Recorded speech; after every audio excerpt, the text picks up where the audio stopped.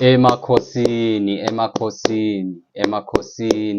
ngiyaziyehlisa, ngiyazithoba phambi kwamathongo wenu nonke, ngiyazithoba phambi kwamadlozi wenu nonke, ngiziletha njengesigqila, ngiziletha njengesisebenzi, ngiziletha as a prophet that's been sent to not only heal, medically heal, herbally, but also to heal people spiritually and guide them spiritually. Nami ngisaseyingane, ngiyisigqila senu, umkhulu lo, igedla lama shkrishkri, inyanga yamakhosi. And I welcome you guys to another episode in our 5-part segment on our product listings. Bagwethu, this is the particular episode that was inspired by this user here. I keep pointing to this user because ngifuna ukubonga bhuti la ukhona that you asked this question, because it has hurried us up ukuthi siwakhiphe lama product, because we're lacking behind in terms of ukuthi sichaze ukuthi siniphatheleni going into 2026.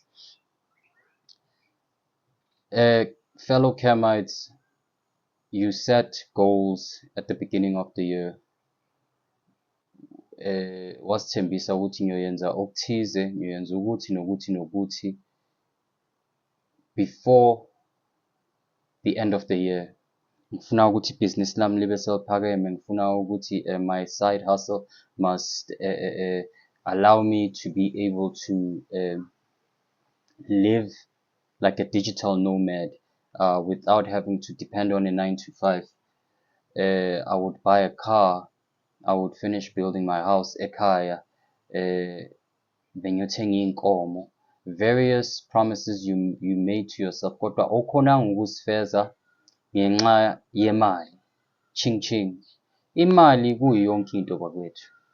There is love, there is God, there's all those things which are above. Kodwa la emhlabeni wenyama, people are challenged by poverty at a very, very high rate. Abantu have become slaves to poverty. Abantu have given over to the idea of thinking ukuthi, this is what I deserve, I don't deserve more. But Umkhulu Seda is happy to announce ukuthi along the catalogs that we're designing, siyazi ukuthi abantu bakhala ngezinto zemali, kodwa abantu bayabusaba ubungozi. So sahlala phansi sathi kudingakala iy'mpande ezinamandla. Ngale ndlela le kudingakala iy'nsebenzo ezinye ezinamandla ukuthi sivule izinto zabantu ngenkani manje. Abantu bakhathele ukuyehlane, balokhu baphahla, balokhu bayenza lokhu. Mkhulu, kumele ngihlabe. Abantu bafuna into ezoqonda ngqo yenze lokhu abafuna ukuthi kwenze. And thus we are happy to announce our shamanic money and luck catalog of products.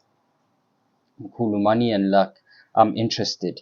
Bagwethu, in the end, watch the whole episode. In the end, we have a surprise of a new offering that we are making to abantu abaserious. So in the end, watch the whole episode and get to the end ukuthi uzobona ukuthi yikuphi lokhu Mkhulu Seda akudesignile specifically for the Kemites ukuthi babe nempilo going into 2026. You've made too many New Year's resolutions ongawafezanga ukuthi uhlale lapho ujabulile.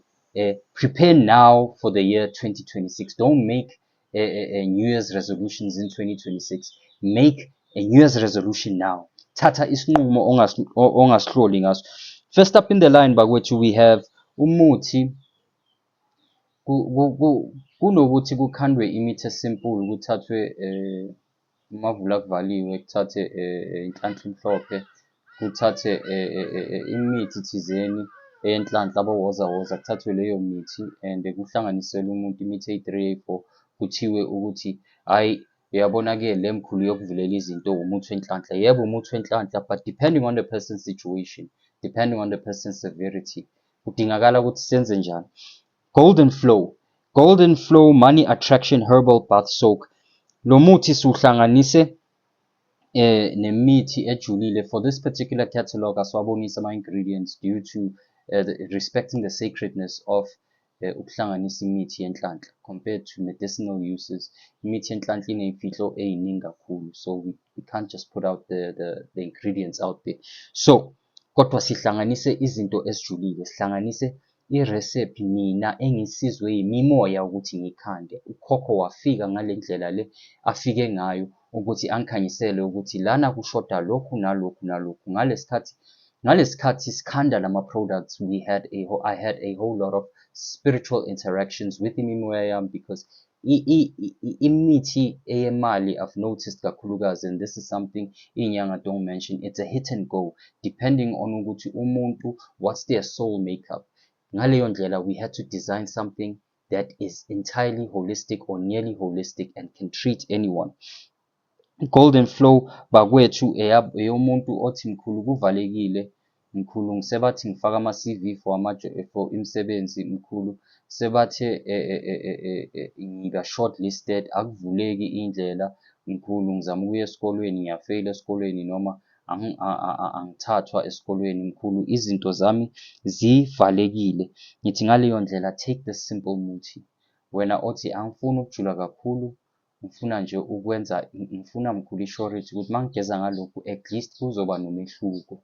At least going into 2026 ngizowafaka ama-CV ngiwathole ama-interview, kungathuli nje kuphela. At least uma ngibhala ama-exam, will it assist me in pushing through? Will it assist me in ensuring ukuthi uma sengiqedile sengiphasile ngamandla wawo umuthi, will I get a job afterwards? Baningi abantwana abahleli banama-diploma, abantwana abahleli banama-degree kodwa they didn't get the jobs that they were dreaming they were going to get ngalokutadisha kwabo lokhu bebakwenza. Siyanqoma nina enitadishile, you had the heart to study further but the economy is tough. Ngaleyo ndlela wonke umuntu bakwethu ngifuna ninginazise, abaningi, hhayi wonke umuntu kodwa abaningi enibabona baphumelele khona into abayiphethe.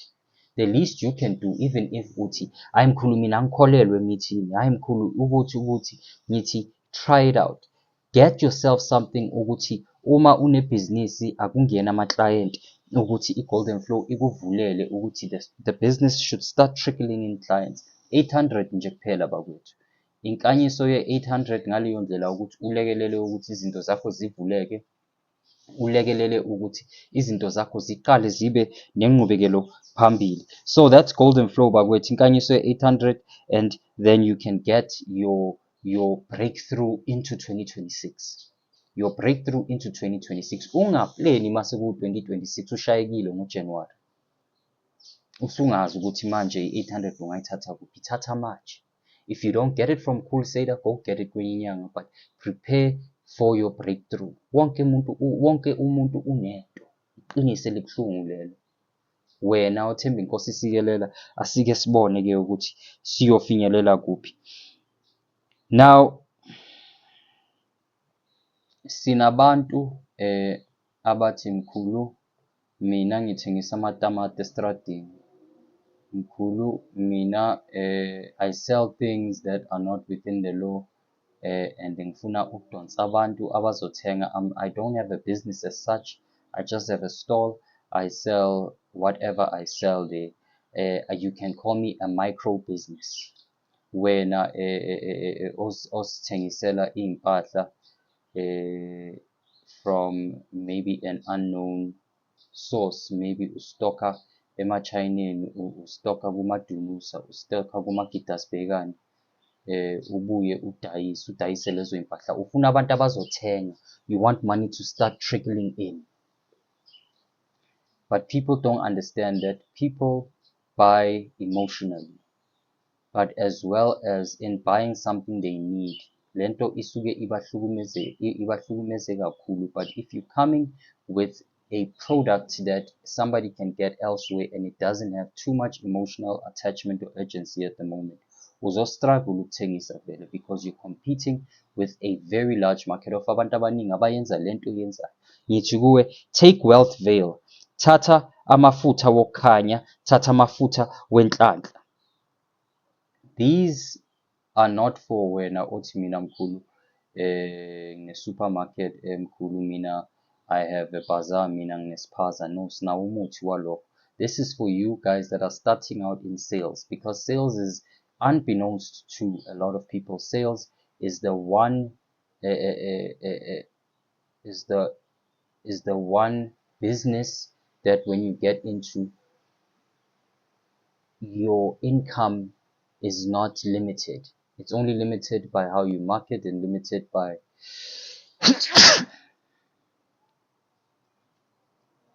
it's only limited by how you market, and it's only limited by the product and the niche that you're in. Take Wealth Veil, thathe ugeze ngalamafutha wenze lokho esizokutshela ukuthi uwenze ngakho. Only a simple price of bakwethu ningixolele. Shuthi ikhehla seliphakeme ngaleyo ndlela. Take Wealth Veil ukuze wena la othengisa khona it's a stall of street vendors and abantu abaningi bathengisa amatamati. Abantu mabathenga wakho. Bangazi laba abanye ukuthi why abantu bandlule bona bafinyelele kuwe bama bathenga. It's because you have Wealth Veil, amafutha anamandla.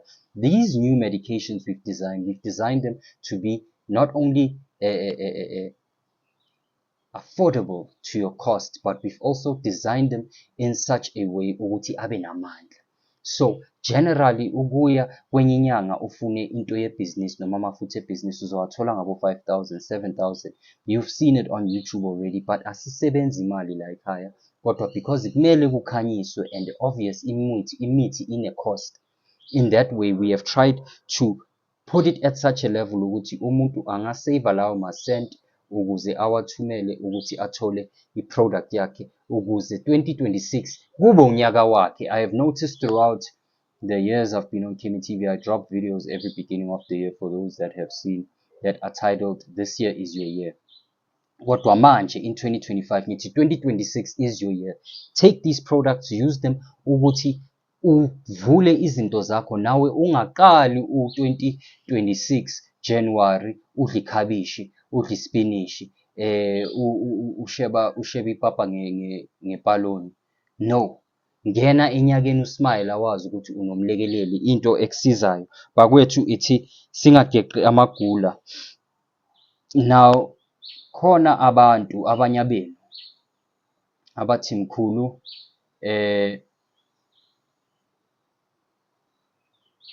mina ngifuna into esheshayo.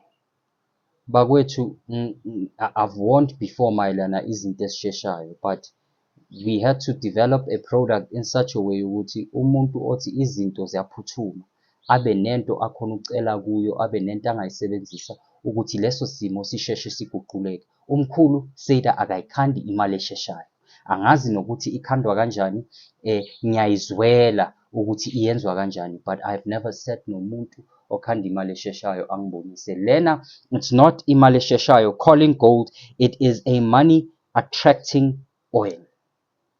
Wena othi my rent is due mkhulu, ngidinga into ezodala isalamusi noma ezoyenza ukuthi ngithole imali through either my businesses or through some uncanny manner, kodwa into engeke ingilimaze.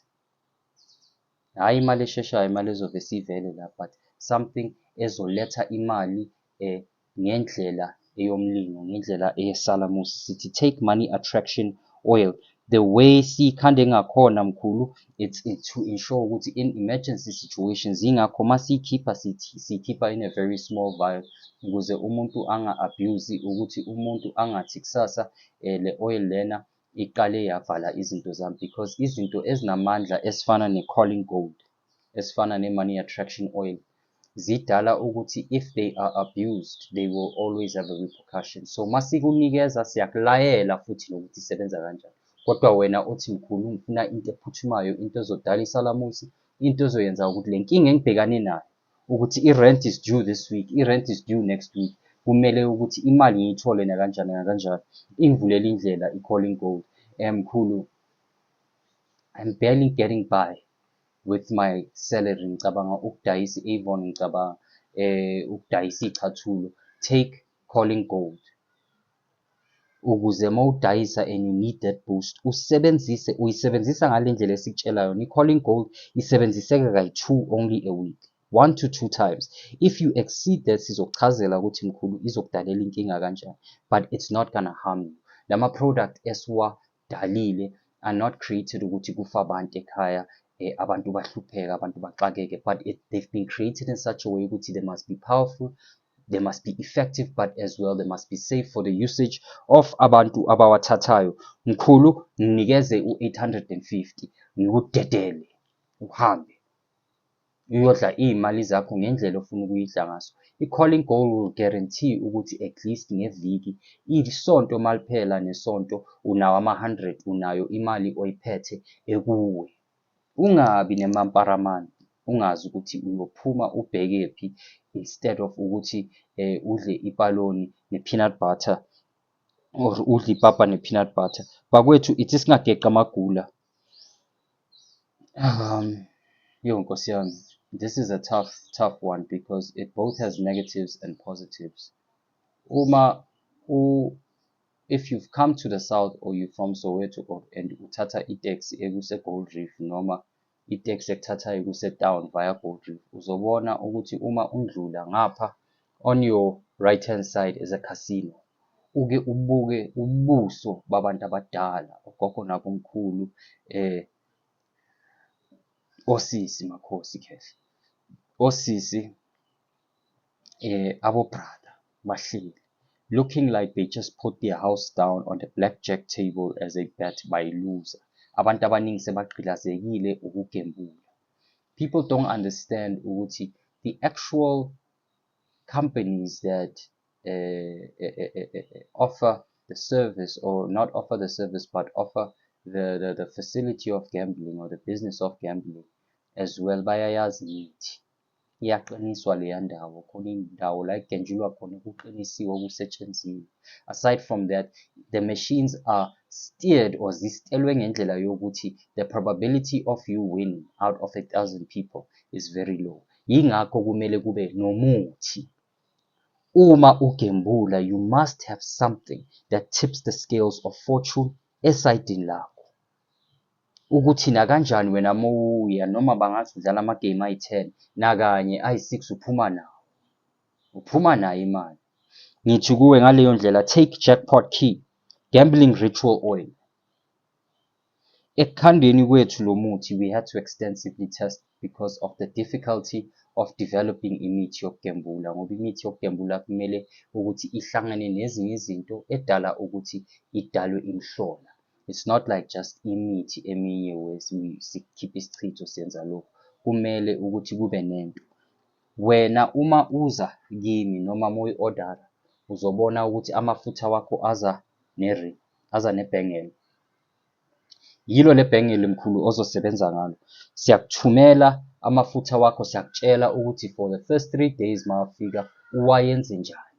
Bese siyakutshela ukuthi ibhengela uligcobe lamafutha bese uliyenza njani. Uma usuyenze lokho, you are going to sleep for 7 nights ugqokile. Mawulala ugcobe amafutha. Khona into ekumele ivele kuwe ebonisayo ukuthi le bhengela selikhonekthile. Angeke ngikhulume lokho because it will sound like a fantasy. Wena othanda ukugebula, whether you're gambling sports bet, whether you are gambling online, whether you're gambling at the casino, whether udlala umshayina, whether udlala ilotto, ithathe mkhulu. We have tested it otherwise, whether coming to lottery, whether coming to gambling online, whether coming to gambling at the actual gambling premises. We have tested it otherwise, and we can guarantee ukuthi iyabamba, iya ngenhlanhla yomuntu ukuthi iphakama kangakanani uma lamafutha sekawafakile, sekagwinye lento esinike ukuthi ayigwinye. Take Jackpot Key, take the gambling ritual oil mkhulu, ukuthi uye kubhambabulwa ekhasini, ukuthi uye nento wazi ukuthi at least the probability ukuthi uzophuma nemali uphume nayo. Angifuni ukuqambela amanga ngitshela ukuthi uyobamba bo-80,000, ukuthi uyobamba bo-150,000. Iya ngenhlanhla yomuntu. Yingakho it comes in a combo, ihamba nomuthi ogeza ngawo wokuvula inhlanhla yakho, ukuthi uma usuyisebenzisa isebenzisane nenhlanhla yakho. Uma uzongena ekhasino uyibambe i-5,000 at least. Siyakutshela futhi ukuthi phumula mkhulu, uma ubambile hlehla. Enjoy that money oyibambile, ubuyele ngeviki elilandelayo. Uyalithatha le bhengeli, ufaka amafutha, uyageza ngalo, ugeza ngalo muthi, uyaligqoba bese uwenza lento engizokutshela ukuthi uyenze khona la okukhulekela khona noma khona la ozobuyibeke khona. Take Jackpot Key ikuvulele ubambe emakhasino, uphuphe ama-lottery numbers, uphuphe ama-symbolism for umshayina. mkhulu. Singageqa amagula. Uma uyifuna 1200 mkhulu, uthumela inkanyiso siyayithumela. We also courier, we courier most of these mutis. Yonke kahle kahle iyacouriereka. Kukuwe ukuthi wena ukhuluma nami and si-arrange i-Aramex or si-arrange i-Pep Packs, but you will receive umuthi wakho. Ithi singahlali kakhulu lapho mkhulu. Bakwethu, small enterprise businesses, people that are startups, wena usuqalile udayisa amaqanda, you have a chicken coop. Wena usuqalile udayisa icathulo, unespaza othengisa varieties of different items. Amakula ayanibhambabula eSouth Africa. Asike sikhulume le ndaba, amakula ayasibhambabula. It's as if bayahamba baye University of Spazas, babuye bavule iphaza yonke indawo mhlaba jikelele kunamakula athengisayo. Kodwa to abo my friend, asindleni umhobholo, but I say to my fellow South Africans, if uqale ibhizinisi and you want something ezoyithuthukisa kodwa enganabungozi, awukakabi ready ukuthatha igubhu, awukakabi ready ukuthatha amabhodlela ugqatshwe wenze yonke le mlingo le yenyanga, ngithi kuwe, come and take Business Flow, Business Blessing and Sales Attraction Oil. Usebenza in a masseuse, or you are a masseuse, somebody who massages, and you massage people as in bayafika kuwe noma you do on call, uye kubo, udinga ukudonsa abantu abazothatha ama-services wakho. You are a prostitute, udinga ukudonsa abantu ukuthi bafike kuwe. Business Flow works overall business. Eyabantu that have something that they sell, whether it's digital, whether it is physical, whether it is a product that they procure. Take Business Oil, take Business Flow. Uyisebenzise mkhulu. Whether you are a startup or a company yakho seyithuthukile, you can even use it at a mini market. Kodwa wena uma you have a hypermarket, you have a bigger store, kunezinye izinto osidingayo. But this is for you othi mkhulu, ngifuna ukuthi i-cash up at least ngeviki, i-cash up ibe u-8,000, ibe u-10,000, ngicela ukuthi i-cash up ngeviki ibe u-15,000, 20,000. Take i-business oil uyisebenzise mkhulu ngaleyo ndlela ukuthi mawungena ku-January ibhizinisi yakho ingantengantengi. Abantu banemali, imali ikhona, you just need izinto zokukulekelela. Wonke umuntu unento ayisebenzisayo, wena thatha into ephephile. Ningafa abantu, kungasokoli wena, kodwa uphakame uthuthuke. Sithinte usho ukuthi mkhulu, I have a business, I need Business Flow oil. Ngicela ukuthi unginike, mawufika mkhulu, ungageji khehla, ungageji 1,100 ufike nenkanyiso ye 1,100. Uthumele inkanyiso yakho, sikuthumele i-product yakho. On the same line, uma wena uthi mkhulu, I have a bit of a bigger business than Ispaza. It's not exactly a hypermarket. I don't gross over 100,000 a month, but ngifuna ukundlula those boundaries. Ngithi kuwe, ungaqala uthathe isigubhu mntana abantu, ungaqala uthathe isithwalo mntana abantu, ungaqala ulanda ibhoko zigqilaze ekhaya iy'nyoko zilale wonke umuntu, cha. Ngithi if you take Business Flow oil as well, add the magnetic flame incense ball, thatha ibutho noma thatha ibaso lebhizinisi. We have ibaso lethu is 700 rand. Bakwethu ngiyazi ukuthi amabaso have been offered, kodwa amabaso ayasebenza.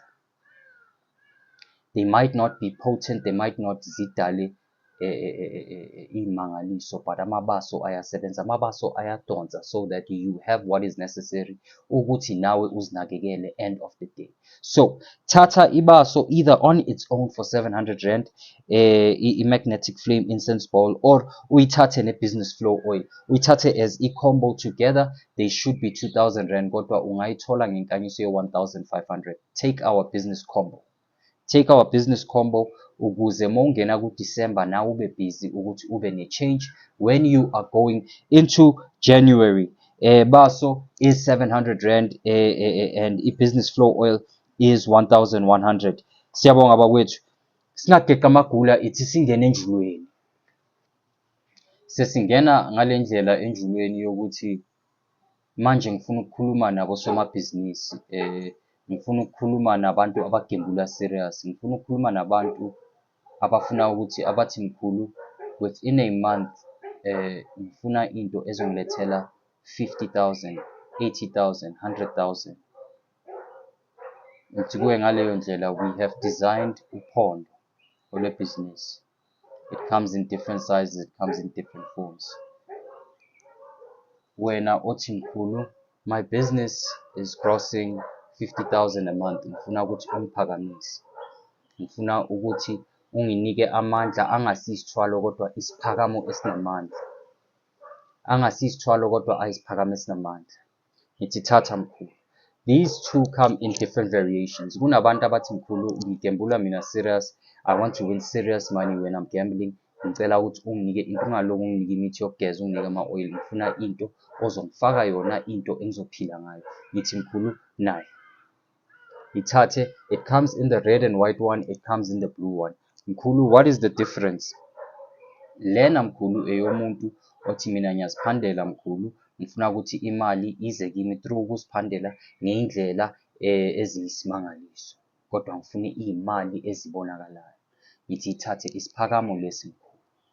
Isiphakamo lesi ngizokutshela ukuthi sisebenza kanjani, ukuthi usiyenzelani ukuthi sivuke siphakame. Mkhulu, ungageji. When you come to get iphondo lakho, you don't come with less than 3,500 rand.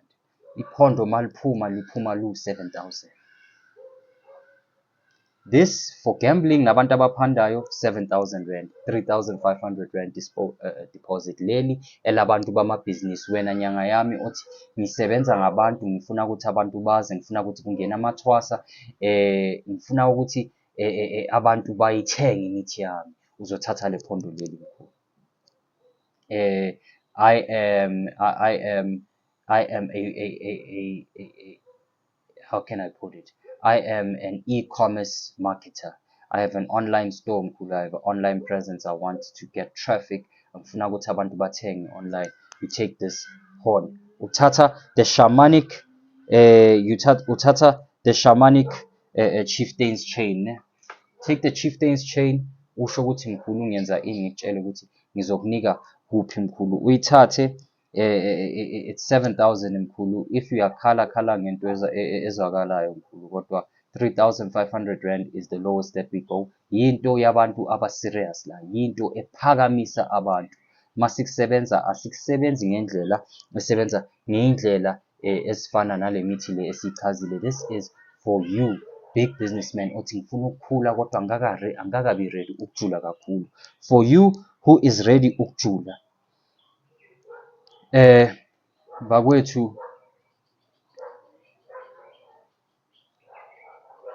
I have ventured into indaba yey'gubhu, but inkinga that I experienced ngey'gubhu ukuthi siyaphakama sishaye kakhulu then siyehla amandla.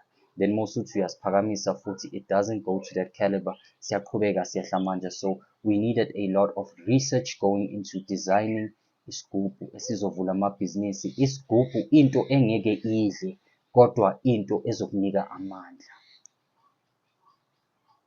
Into ezokukhanyisela, into ezokucacisela izinto zakho. Ngithi kuwe mkhulu, wena who says I'm ready for a powerful breakthrough. Mkhulu, I'm ready for a powerful breakthrough, but I don't want to go through something too ritualistic. I don't want to go through something too tied to ukuhlaba izinto. Ngithi thatha ugogo. Nangu ugogo esimdesignile, nangu ugogo esimakhile, simzilele. Kuyimanje umCrusader uzile 21 days no food. Ukuthi akhe lo gogo lo. Thatha lo gogo simply dressed Nkosiyami, ugogo unozimanga. Ugogo unozimanga. Ngithi wena usezi mkhulu, ngifuna into eyokubamba. Into yokubamba ilotho, ngifuna into mkhulu eyokubamba umchina, ngifuna into yokubamba ekhasino nakanjani mangithi ngingenile ngiphume ne-10,000. Ngithi thatha lo gogo lo. Ungageji mkhulu. Ugogo unozimanga akusisigubhu esidlayo, kodwa isigubhu esinamakhubalo emithi namafutha anamandla. UmCrusader makathi uhambile uyofuna izinto. UmCrusader makathi he's procuring and looking for things that he can use in his craft to assist people. It's specifically for izinto ezinje. Into engiziqhenya ngayo, ngithathe ugogo uNozimanga akukhanyisele indlela wena somabhizinisi othi I so wish that within the next year nami ngingazibona within a month closing 100,000 rand, 200,000 rand in a month. Not guaranteed ukuthi every month, kodwa within a month you will be closing those targets. Mthathu Nozimanga. Into yenhlanhla overall. Ibhizinisi nanoma yiliphi ibhizinisi obviously kumele ube nento enkudlwana, a bigger operation ngoba uNozimanga akafuni into ezomdonsisa kanzima. Wena udayisa amakhekhe nje estradini. uNozimanga is not for you. Uzoqala ngamaphondo, uzoqala ngemithi. But this is for you who does stock intake. This is for you who sells digital products.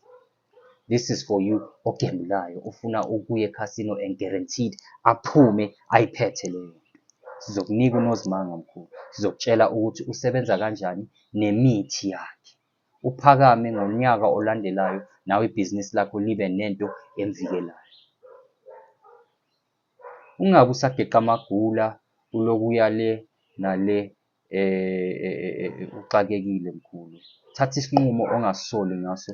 uNozimanga is 7,500. 15,000 makaphelele wena mawuzomlanda for the first few people abafikayo nizokhona ukumthatha nge-7,500. Iyakhulunyiswa lento le. So uvumile ukuthi ukuze abantu bazuze baphile ngithi asike siqale khona lapho ngithi ngicela ukuthi mkhulu before uphuma uya kwenye inyanga qala la. Ubone ukuthi impilo yakho angeke iguquke, ubone ukuthi impilo yakho angeke iphakame ya.